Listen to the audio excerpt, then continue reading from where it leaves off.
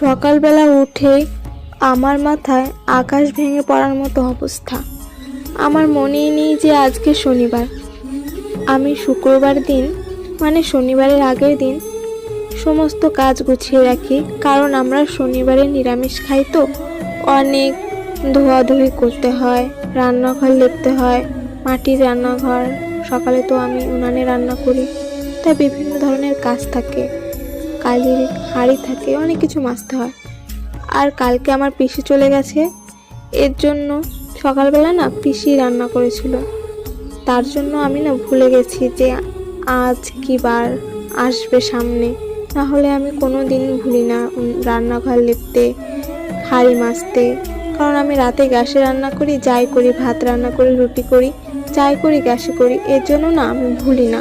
কিন্তু কালকে ভুলে গেছি। আজ সকালে উঠে আমি তো অবাক হয়ে গেছি, আজকে শনিবার, আমি কি করে এত সব কাজ করব?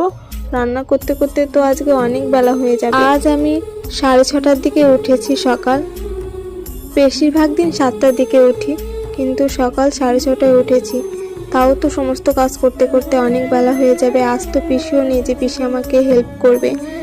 ঘর ঝাড় দেয়া, বিছানা তোলা, উঠান ঝাড় দেয়া, বাসন মাজা, হাঁড়ি মাজা, আবার এদিকে যেসব আমরা ইউজ করে থাকি সমস্তটা মাজা, তরকারি যে ঢাকনাগুলো দিয়ে ধুই সেগুলো ধুতে হবে, অনেক কাজ আছে। এই জন্য আমি পেরে উঠি না বলে, আর সকাল সকাল তেমন উঠতে পারি না বলে আগের দিনই রান্নাঘর লেপে রাখি, সমস্তটা গুছিয়ে রাখি, যাতে আমার পরের দিন কোনো অসুবিধে না হয়। তাড়াতাড়ি উঠে উঠানটা ঝাড় দিয়েই রান্না করতে পারি, আর বাসনটা মেজে, আর এইসব হাঁড়ি মেজে রাখি, তাই জন্য আর অসুবিধা হয় না।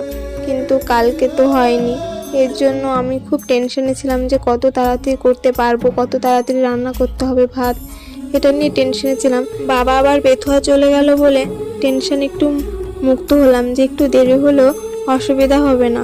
আমরা তো সকালে চা এটা সেটা খেয়ে নেব, কিন্তু বাবা খেলেও না বাবার খিদে পেয়ে যাবে, এর জন্য মাথায় একটু টেনশন থাকে। বাবা চলে গেছিল বেথুয়াতে রাঁধুনিদের কাছ থেকে ফর্দ আনতে। তোমরা তো যারা আমার ভিডিও দেখো তারা তো জানোই, সামনে আমাদের বাড়িতে বিয়ে আছে আমার কাকার মেয়ের। সকালের সব কাজগুলো কমপ্লিট করে ঠাকুমাকে চা বানিয়ে খেতে দিলাম, আর আমি এদিকে ম্যাগি রান্না করে খেয়ে নিলাম, না হলে না অনেকটা বেলা হয়ে যাবে, খেতে পেয়ে যাবে, এর জন্য ম্যাগি বানিয়ে খেয়ে নিলাম।